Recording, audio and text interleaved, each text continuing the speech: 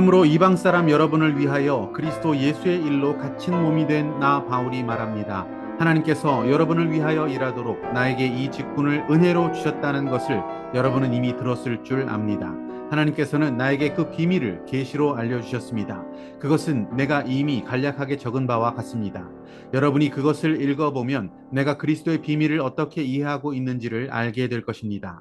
지나간 다른 세대에서는 하나님께서 그 비밀을 사람의 아들들에게 알려주지 아니하셨는데 지금은 그분의 거룩한 사도들과 예언자들에게 성령으로 계시하여 주셨습니다. 그 비밀의 내용인즉 이방 사람들이 복음을 통하여 그리스도 예수 안에서 유대 사람들과 공동 상속자가 되고 함께 한 몸이 되고 약속을 함께 가지는 자가 되는 것입니다. 나는 이 복음을 섬기는 일꾼이 되었습니다. 내가 이렇게 된 것은 하나님께서 그분의 능력이 작용하는 대로 나에게 주신 그분의 은혜의 선물을 따른 것입니다. 하나님께서 모든 성도 가운데서 지극히 작은 자보다 더 작은 나에게 이 은혜를 주셔서 그리스도의 헤아릴 수 없는 부요함을 이방 사람들에게 전하게 하시고 만물을 창조하신 하나님 안에 영원 전부터 감추어져 있는 비밀의 계획이 무엇인지를 모두에게 밝히게 하셨습니다. 그것은 이제 교회를 통하여 하늘에 있는 통치자들과 권세자들에게 하나님의 갖가지 지혜를 알리시려는 것입니다. 이 일은 하나님께서 우리 주 그리스도 안에서 성취하신 영원한 뜻을 따른 것입니다. 우리는 그리스도를 믿음으로써 그분 안에서 확신을 가지고 담대하게 하나님께 나아갑니다. 그러므로 여러분을 위하여 당하는 나의 환난을 보고서 여러분이 낙심하는 일이 없기를 바랍니다. 내가 당하는 환난은 여러분에게는 영광이 됩니다. 할렐루야, 아름다운 새날입니다. 사도 바울은 1절 말씀에서 자신이 갇힌 몸이 된 것, 즉 감옥에 있는 상황을 말하고 있습니다. 하지만 자신은 하나님의 은혜 가운데 이방의 사도로서 부르심을 받았다라는 것을 또한 선포하고 있습니다.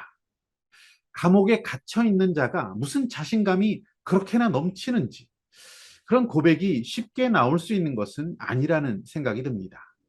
모든 것이 하나님의 은혜, 하나님의 경륜, 감옥에 있는 것도 하나님의 계획이고 이방의 사도로 쓰임 받는 것도 하나님의 부르심이다라는 것을 확신하면서 그는 힘들고 고단한 길이지만 믿음의 수고를 마다하지 않겠다라는 것을 말하고 있습니다.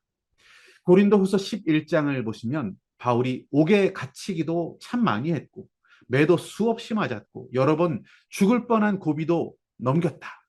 상상을 초월하는 육체적 고통 그리고 정신적 고통을 겪었다는 사실을 털어놓습니다. 바울을 향하여서 말주변이 없다는 사람도 있었고 못생겼다. 왜 지 병도 지가 못 고치냐?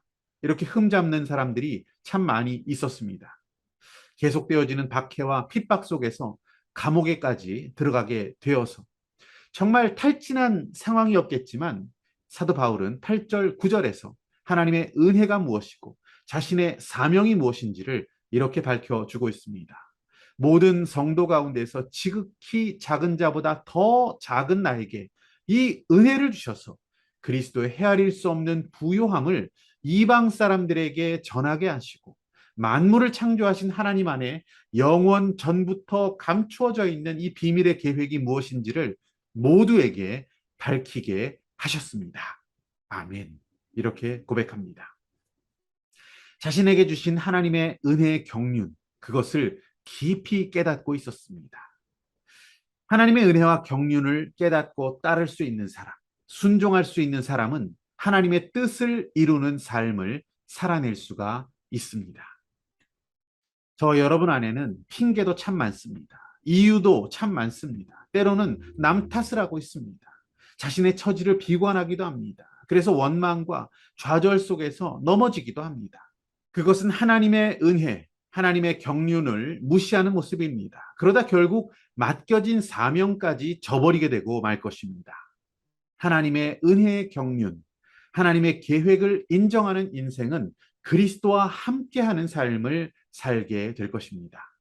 하나님의 계획을 위해 살았던 바울의 삶, 목적을 분명히 한 삶을 살았던 바울처럼 우리에게 베푸신 그 은혜 가운데 부르심을 따라 순종하며 살아가기를 소망합니다. 오늘 붙드신 하나님 말씀, 믿음의 결단은 무엇입니까?